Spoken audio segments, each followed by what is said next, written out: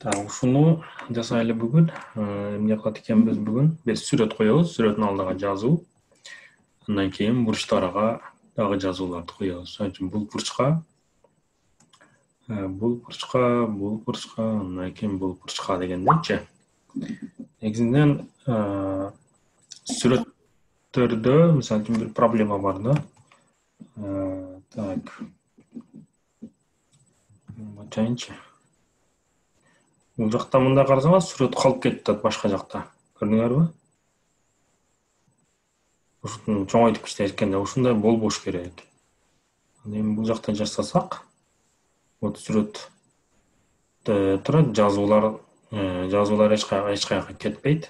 Жазуулар сүрөт кичинейген сайын чогуу турат. Ортодо. Так, бул үчүн эмне кылабыз? Любой эле сүрөт боло берет. Өзүңөрдө бир компьютердин ичинде сүрөтү болуш керек. Кайсын бир сүрөт болсо деле боло берет. Так, ошондо бул жактан жаңы неме ачабыз. Текстовый документ. Кече ким компьютер алдым деп аткан жаңы.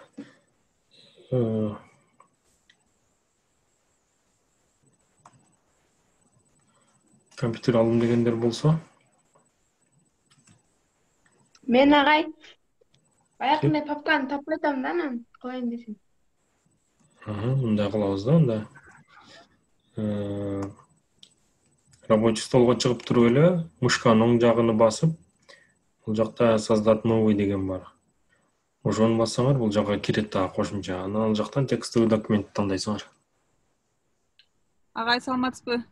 Саламатчылык. Кошуло албай жаткан окуучулар бар экен, ошолорго разрешение берип коесузбу? Кошуло албай жаткан эч ким жок экен, баары кошулуптур. Макул.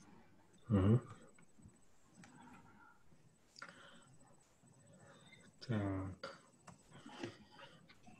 Оң жакты басып, текстовый документ деп туруп дагы кайрадан ачабыз. Мисалы үчүн бүгүн не болсун? Бир кадимкидей эле дагы датаны коюп койсоңор деле болот. Бүгүн 24/08/2020 деп туруп, ушунун ичиге жазат. Экран көрүнбөй жатат. Азыраак кошом, мен неме кылам. Бул көрүнүп бул? Жок. Бул көрүнбөй жатабы? Coming soon, 35 days left бар. Ушу көрүнүп? Ооба. Ушу көрүнсө болду. Андан кийин аз дагы бирөөнү качам. Могул дагы ак экран экөө көрүндүбү эми? Толук. Да, блокнотуңуз көрүнүп турат. Блокноттагы экөө тең көрүнүп атат, Жок, бирөө эле. Только один. Блокнот элеби, Да, только блокнот. Болчу. Не кетип калды? Нет. Эми эмне көрүнүп атат? Эми көрүндү. Экөө теңби? Ооба. Хорошо. Так, бул жакта айтып тургула, эмне жазам биринчи? Хейт.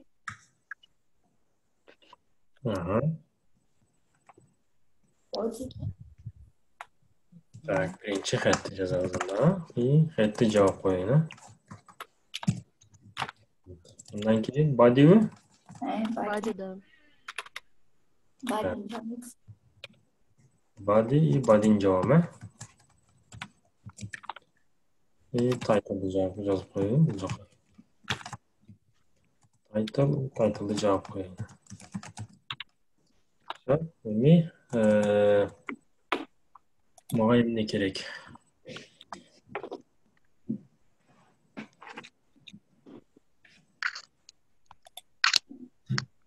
Тайтлды бадинин ичинде да жазса болбойбу? Кандай суроо? Тайтлды көрүп, бадинин ичинде да жазса болобу дейм. Жок, болбойт. Ошону ким Тайтлдын ичинде жазылат го? Ооба, албетте туура. Ошону байкай экен деп байкады окшойт көпчүлүк эле. Просто суун деп тема коюп коелу эле. Биз бул жакка эми канча жазуу чыгарышыбыз керек экен? 1, 2, 3, 4, 5 жазуу, бирөө ортого, анан 4 четке. Ошол жазууну кантип чыгарабыз? Мисалы үчүн, мен бүт жазууларды мындай оңой башкарыш үчүн кече айткам мындай div деген bir контейнерлер менен иштесек жакшы болот депчи. Мисалы үчүн div деп бир неме ачып алабыз, контейнер ачып алабыз. Анын ичинде жазабыз. Мисалы үчүн класс барабар контейнер. Бул каалагандай эле нерсе боло берет, айырмасы жок. Так. Бул жакка өзүңөрдүн атыңарды жазсаңар деле болот. Просто ушул класс барабар контейнер деп атат го, ушу менен чакырабыз да кийин. Мисалы үчүн контейнер эмес, мисалы үчүн алатоо деп койсок деле боло берет. Ушул алатоо менен бунун атын чакырабыз, divди жаап коелу. Бул ушул divдин ичинде биздин жалпы контентибиз болот. Могу логолор, abouttар, Google, контакт дегендер бар, ошол divдин ичинде калат. Анткени алатоону эле өзгөрсөк, ичинде баарыга тиешелүү болот. Макулбу? Ичинде эмне жазам мен? Башка бир div. Анын мисалы үчүн классы ким болсун? Классы мисалы үчүн текст болсун. Ага ID берип коем, ошо ID менен өзгөртсөм болот. Мисалы үчүн монун ID бергенден кийин бул солго кетсин. Бул ID-деги жазуу оңго кетсин, бул ID-деги жазуу астыга кетсин депчи. Түшүнүңөрбү? Мисалы үчүн one дейин. Ким? Лого деген жазуу экен, И divди жаап коем. Div. Эми ушуну эле көчүрүп алгыла. Көчүрүп туруп 5-өөнү жазам ушундай. Вот. 5-өөнү жаздымбы? Класстары кала берет, ID-лери өзгөрөт. Two дейм. Also 3. Also 4. Also 5. Бул логонун аты уже лого эмес, муну койсом, мисалы үчүн about. Кийингиси contacts. Кийингиси google.com, google.com. Акыргысы болсо ким эле ортодогу жазуу, мисалы үчүн coming soon деген жазуу. Coming soon, скоро деген. Окей. Буну эми бир текшерели, эмне болду? Сохранить этебиз. Кантип сохранить этебиз? Save as. Desktopко барып, ушуну эле HTML кылайынчы эми. HTML. Текшеребиз. Вот. 5 жазуум келди. Эми бул 5 жазуунун артыга мага неме керек? Сүрөт керек. Андан кийин бул жазууларды мен оңго, солго, ар кайсы четке буну жайгаштырып салыш керек. Макулбу? Сүрөттү кайда берем? Сүрөттү немеде берсем болот? Стилде берсем болот. Бул жака стиль ачабыз. Style. И style. Onu жазып алгыла. Жашпай, жакшылап. Бул сүрөт ким жөнөттү эле азыр мага муну немеден WhatsApp'тан болбой жатат деп. Агай, мен жөнөттүм. Таңдады. Теги немеге барсаңар, астыга барсаңар, div class равнону коюп опсуңар, равно top nav деген. Таптыңарбы? Барабар белгиси жок. Класстан кийин. Эми бул жакта эмне кылабыз? Могу мисалы үчүн алатоо деген контейнердин ичине сүрөт коебуз. Могу класс алатоо деп турган үчүн муну кантип чакырабыз биз? Точка деп туруп алатоо деп жазабыз. Макулбу? Жөн эле алатоо десек түшүнбөйт. Анткени бул класс болгон үчүн. Эми муну жабабыз. Бизде мындай нерсе бар, мисалы үчүн background image деген нерсе бар. Ошого URL деп туруп мен бир сүрөт алып келсем болот. Кандай сүрөт? Мисалы үчүн Google'дан бир сүрөт алып келем. Көрөйүнчү, мисалы үчүн nature эле мындай кылайын. Family images. Үйбүлөн сүрөтүн алып келем, мисалы үчүн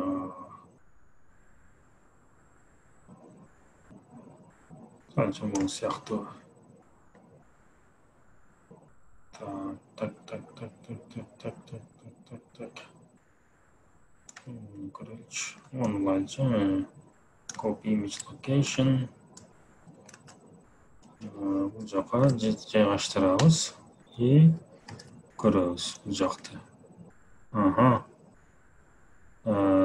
Шықпай қалды, чоң болып. Значит, бұл азыр не болды? Қайда кетті бұл сурет?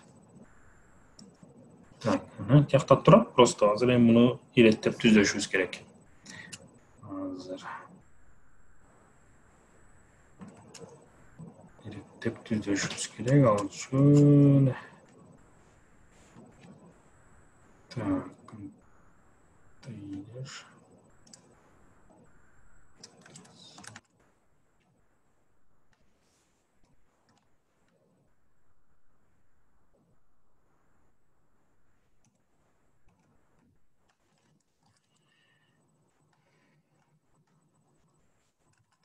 Сурет кішінекей ұқсайды.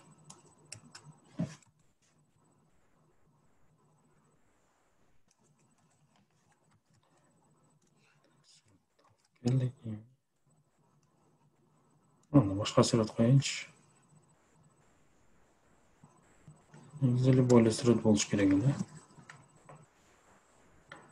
Copy image location.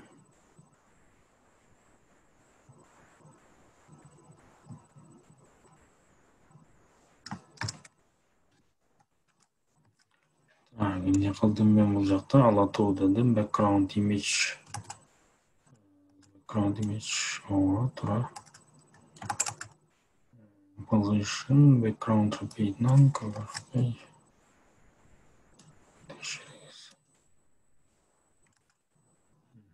Okuyak. Ayağında nemeni koyup olupuz.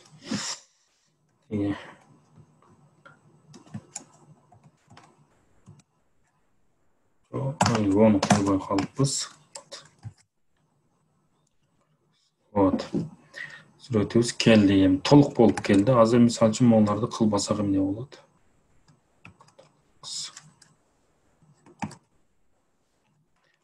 Қылбасақ жаңағындай болып, жарты болып қалды. Бұға не қоштым мен? Ол нәрсе бар. Background repeat, none деген қайталауасын. Өйткені бұл сурет аз бір жерде қайталана береді қайра-қайра, ондай кішінекей болған үшін. Ондан кейін background size'ды не қылдым? Cover деген, бұл не деген? Полностью жап деген. Ақылы. 100 VH деген, ол экранды немеден баштап, үстінен астыңға қарап толтыр. Шоны işletiyoruz. Çoğun айтып koyuyoruz bunu. Сіздерде еміз сурет жоқ болса қандай қыласыздар? Бұл жақта мындай қыламыз. Background image деп тұрып, URL деп тұрып әлі қыламыз. Так, мындай қылып, жаңағылы формуламенен check it оң жаққа, андан кейін сәл үшін не болшы, суреттің аты A, J, P, G деп рабочий столдан әлі келеді. Мақұл ба? Менде бір сурет бар екен көрейін. Сәл үшін 1 JPG деген бар екен. Ошоны жазайыншы. 1, Ctrl-C. Так, келбеді. Көрөз азыр.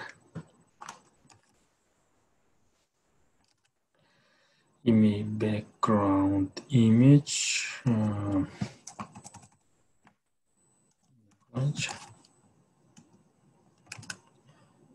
Так. CSS background image from folder. URL image JPG URL image JPG тұрады. Slice background. Мындай ұқсайды.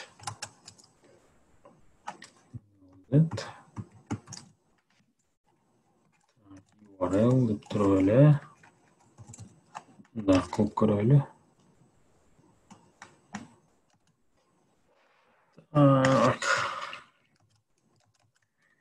Нені келбейді.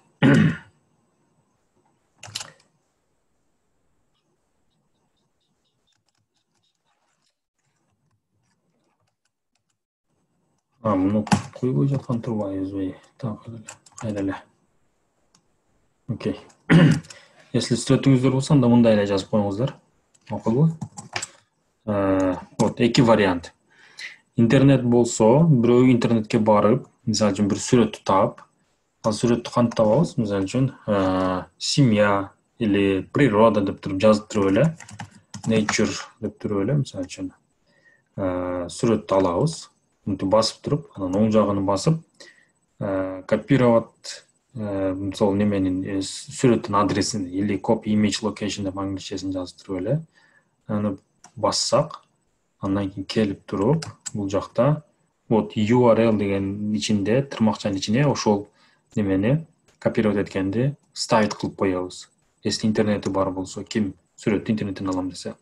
Если интернет жок болсо, анда мону колдонуңуздар. Макулбу? Экөөнү колдонуп, менде чыкпай жатат го дебеңиздер. Бул биринчиси интернет жок болгондор компьютерден сүрөттү колдоном десе, а экинчи линия интернети болуп, интернеттен колдоном дегендер болсо. Макулбу? Вот. Да, ушуну жазыңыздар эми. Бир проблема бар, могул жакта бир бош месталар турат. Аны толуктайбыз. Аны кандай кылабыз? Body деп туруп, мисалы үчүн margin 0 пиксель десек, толукталыш керек. Вот. Сүрөтүбүз так бияга баарга жабышты. Эч кандай место жок уже. Көрдүңөрбү? Толук жабышты. Ушуларды жазыңыздарчы эми. Муну эми могул жазууларды оңго солго жылдырып салышыбыз керек. Мындай кылабыз азыр.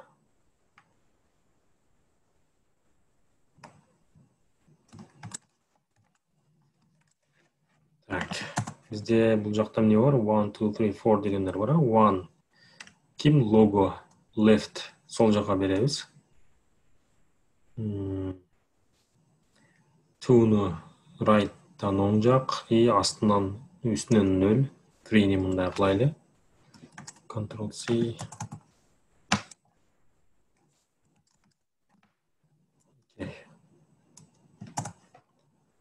One'da жаптык, 2-нü жаптык, 3-ни жаап коеюн. Окей. Ани. Бул 4. Бул 5. Бизде 5-өбү? 5-өбү экен. И 5-ди жабабыз. Так, бул сол жакка кетет, бул оң жакка, бул болсо left оң жак, bottom 0. 4. Ай, сүрөт чыкты, анан неге меники бая чыкпады билбейм. Азыр сиз жөнөткөн кодду копировка кылып эле сохранить этип анан обновить эттим страницаны. Билбейм. Жетпей жатат да, ошого иштебейт атак. Кадимкидей эле иштеш керек. Так. Интернет слабый болуп атабы ошого? Ошого иштейт. Жок, андан эмес го дейм, коддон эме. Анда билбейм, коддон ката болду экен. Бир жерде бир точканы унутуп калсак деле иштебей коет да болчу. Так, азыр муну кылайлы, анда 1 деген бул 1 ким бул? IDC 1 болгон лого деген сол жака кетет. IDC 2 деген about, бул оң жака кетет. 3 деген IDC contacts деген астыга кетет. 4 деген астыга оң жака кетиш керек. Муну right дейм, right 1 pixel. Right 1 pixel и bottom 0. Андан кийин coming soon деген 5-ты ортого коюшум керек. Ортого коюш үчүн эмне жазсам эң жакшы болот? Мындай кылсам жакшы болот экен.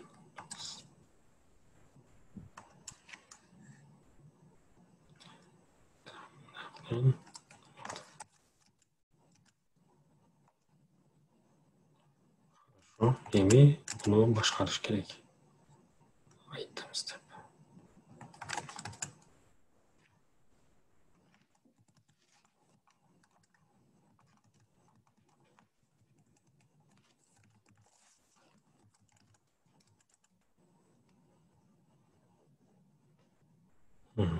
Так, Google coming soon кетпей койду. Coming soon ким бу бизде?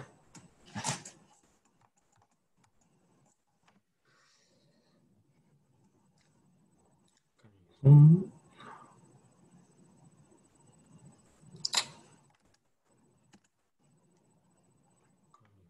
bizde 5. 5'ti emне kıldım ben?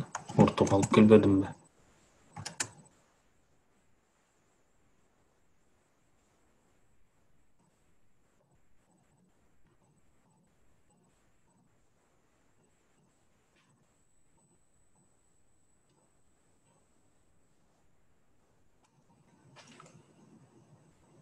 Top 45.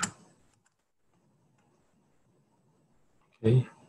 About Google Contacts kimмен aralashib ketdi? Logo men aralashib ketdi. Kim bu? Okay. 5. Okay. 5. Top 45%, left 40%. Hayır, for жалбай калдың эмеспи? For Ha. жалбай калып турбу? Төртүнчү. Ошондой да, ошондой көздөн качып кетип атат. Рахмат чоң. Вот. Эми оң жакта ортодо калды. Будун түсүнү, буларды түсүнү ак кылышыбыз керек эмес, по-моему, ак эмес. Кайсы түс койсок көрүнөт бул жака. Мону башкача кылып коелу. Ак. Кайда жүрөт вот.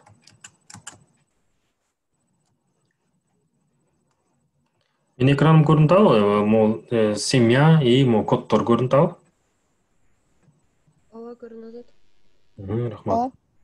Так, 5'тын колоруну анда мындай кылайлы. Иштетеличи. Red десек. Red деп койсок чыгат экен.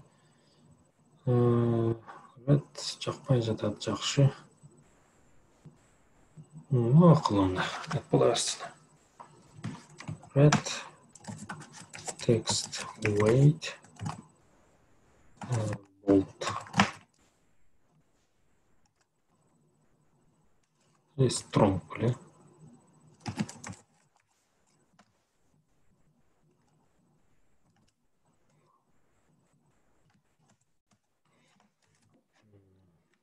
Так, ушуну жазып чыккылачы эми бул жактан эмеден баштайсыңар? Текст депчи. Анткени текст деген тоже биздин контейнер бар. Анын сүрөттөрүн ак кылдык. Бирок могу 5-чиге таасир этпейт ал. Андан кийин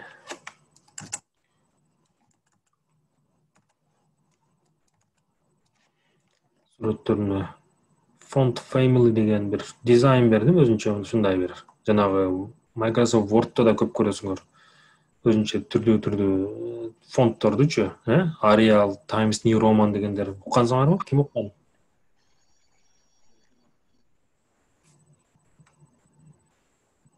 Укпадыңарбы? Фонт сайзыны, чоңдугуну бердим. Андан кийин могулардын жайгашкан жерлери болду, ушул эле. Жазып чыккылачы. Бул жакта. İştegендер сүрөтүңөр жөнөткүлө, иштебегендер кодуңор жөнөткүлө, текшерип жасайбыз. Ушул сайтты өнүктүрсөк, кнопкалар менен, билдирмелери менен көрсө жакшынакай эле бир веб-сайтка айланып калат. Эми артына башка сүрөт койсок деле болот. Биздики азыр мындай бир сүрөт болду.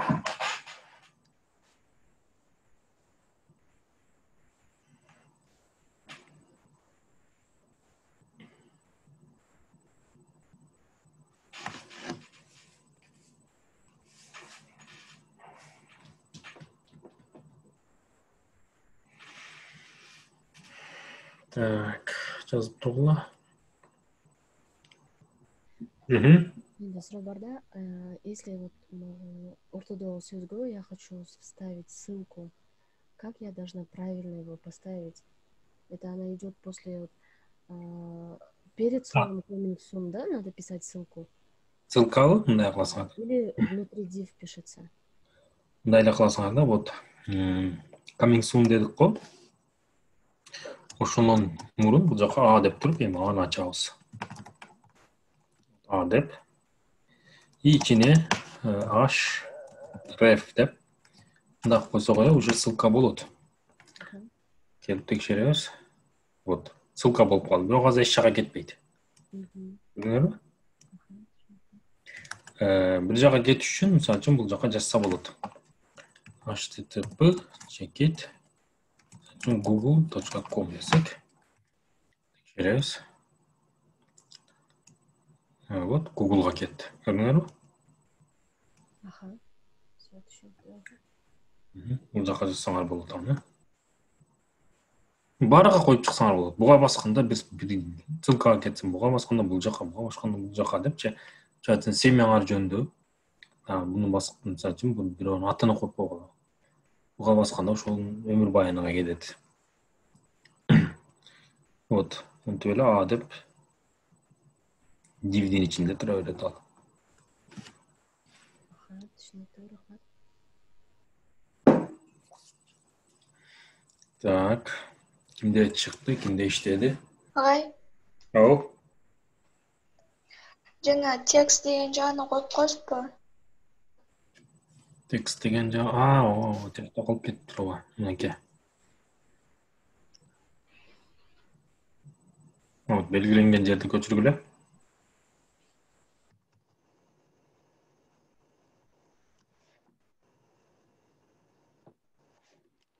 Мына кылсаңар да болот, аягы текст аны hover десеңер, мышка барганда навигация болот. Вот. Кандай болду? Көрөбүз. Кайда кетип калды? Окей. Бул эмес биздики азыр болчу. Вот мышка барганда көрсөтсөңөр кечегиндей болуп навигация болот. Буга мындай кылсак болот. Курсор pointer дейинчи. Вот. Аны кошуп койсоңор, text hover деп. Текст ким бизде? Могул баары 4-5 тең текст бизде. Класстары окшош. А текст дегенде ошондо могул 5 чакырат. Ошондо мисалы hover десек, навигация жасап коет буга. Мындай келгенде мышка көрдүңөрбү? Мындай болуп. Ак жашылга айланып, арты грейге айланат. Арты грей эмес. Мисалы үчүн бул светке кайсы жакшы болот? Color codes. Ачыгыраак бир түстү коелучу. Мону колдонуп көрөлү.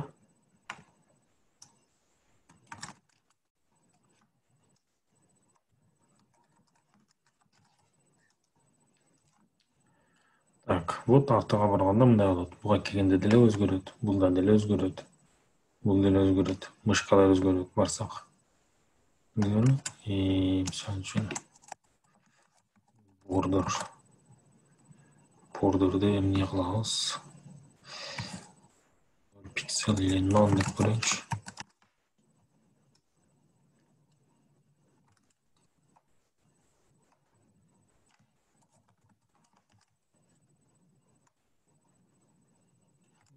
Кереги жок.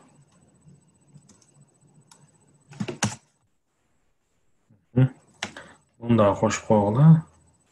Text hover дегенди тикени бияка барганда мындай өзгөрсүн. Мышка болуп. Кимде дагы чыгат, кимде проблема?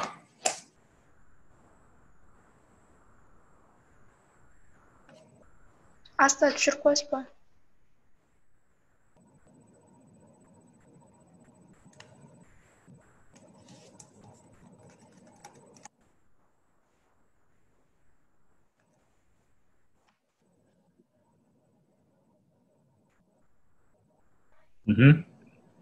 Мен интернеттен сүрөт алып, анан аны копировать этип, кайра бул жака келип вставить дейин десем, неме чыкпай атат да, вставить деген. Эмнени копировать этип атасың? Сүрөттүбү? Мхм. Сүрөттү копировать этпейсиң, сүрөттүн местосуна. Сүрөттү копировать этпейсиң, сүрөттүн местосы. Вот мен сага чаттан бир ссылка жөнөтөйүн, ошол ссылканы коюп койгон макулбу? Ошону жанагы URL деп туруп, скобка ачып, тырмакчанын ичине мону жайгаштырып, андан кийин скобканын сыртыга жанагы кошмок чекитти коюп чыккыла, макулбу?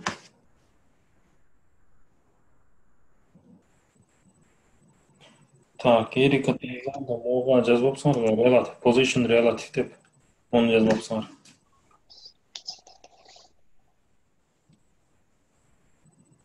Ошол жок. Анткени ошол сүрөттүн үстүндөгү жазууларды башкарат. Бул жер relative болбосо, анда бул жака канча бир right left деп бардеме берсек дагы аны башкара албайт. Ушул relative деген relate, соединит, байланыштыр деген мааниде. Так, могу кодду жөнөттүм мен силерге. Азыр алып алгыла бир жерге. Эртең дагы улантайлы буну. Бүгүн аябай узады. Кимде иштебеди. Туура көчүрсөңөр эле, мисалы үчүн чоң томго кичине том гана ойлагыла. Пробел жөн жок боштукча койбогула. Тырмакчыларга маани бергиле. Андан кийин сүрөттү туура тандагыла. Макулбу? Жазып билишти. Матагай.